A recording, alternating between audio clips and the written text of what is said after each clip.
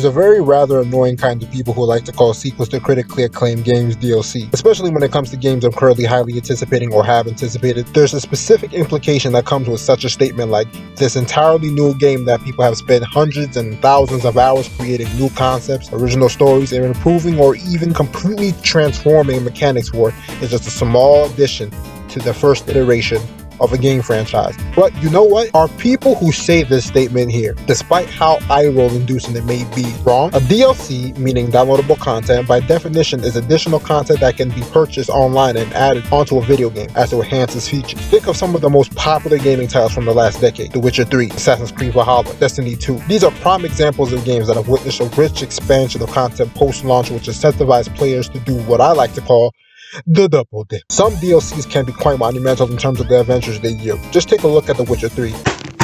This bad boy holds not one, but two individual expansion packs that stack upon the base game, which takes approximately 50 hours to complete. If you combine these DLC, you're easily playing for another 60 or more hours of the game. Destiny 2, which already possesses a litany of expansions, just recently came out with one. This shit took the wind out of me. This update is bigger than most standalone video games. Large content dumps, which are solid addendums of content that builds upon an already awesome foundation. That's why live service games are so popular these days, despite the fact that a lot of them broke on arrival. People want more. Improvements to core mechanics, new original stories and characters and settings to explore, enhancements to graphical fidelity, a price tag. This sounds eerily similar to what a sequel does, but maybe on a smaller scale? Shit, I don't know. Are sequels and DLC similar? Might be a really retarded question to ask the average gamer, but it generally seems there is quite a lot of overlap. The way I see DLC expansions, whatever you want to call them, are proper extras made to really throw some more flavor onto that piece of gum you've been chewing on. Just as your senses begin to no longer be stimulated from the game you've been playing, you get some extra content to get back in. A sequel usually finds ways to fundamentally improve the core of what made the previous iteration so great, followed by a reassessment of tone with an entirely new story. Usually it's a continuation to said story, also punctuated by new, unique menus to really sell you on the idea that it's an entirely new experience. The reusal of assets are quite common in the sequels of video games. Animations, character models, etc. All are reused to cut down dev time, making space for new concepts and ideas to be thrown in. If it ain't broke, nigga, don't fix it. It would be incredibly asinine to start from scratch. Plus, it's best to keep things familiar with the consumers when playing a sequel to a highly acclaimed game that has a formula that just works. It'd be dumb to attempt to reinvent the wheel in every way possible. Sequels to video games, the way I recognize them, are complete concretized capitalizations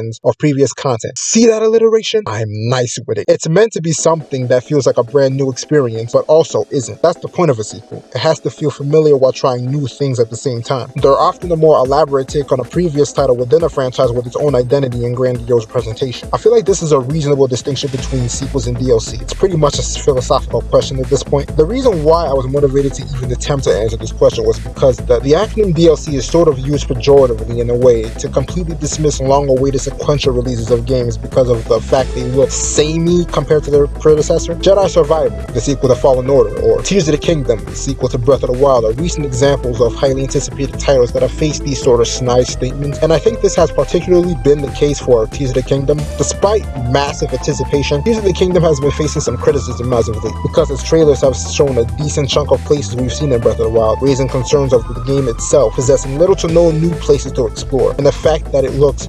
99% similar to Breath of the Wild means that it's simply just DLC. There's plenty of things you could pick apart in what we've seen of the trailer so far, and I don't know why Nintendo would spoil the new, vast, and explorable, diverse settings constructed for us to experience ourselves. On Nintendo's official website, Tears of the Kingdom is defined as an adventure fueled by your imagination, which is a wet dream for someone who loves open world games like me. People who pejoratively call Tears of the Kingdom DLC aren't even aware of the massive potential this game has. Map alterations, new mechanics, the scale of the sky maps, underground exploration, underwater exploration. Jedi Survivor was sort of mocked as DLC because Cal Kestis had the same awkward running animation.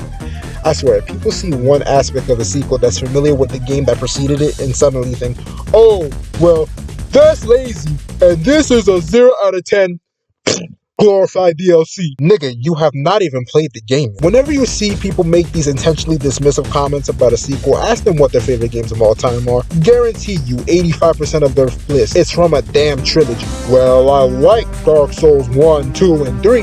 Oh really now? Those are your favorite. Okay. I guess at the end of the day, I shouldn't be hypercritical of the way people feel about continuations to commercially successful game titles. But if people want to say this new game doesn't look drastically different, so why isn't God of War a kart racer? Like, what are you expecting out of a sequel?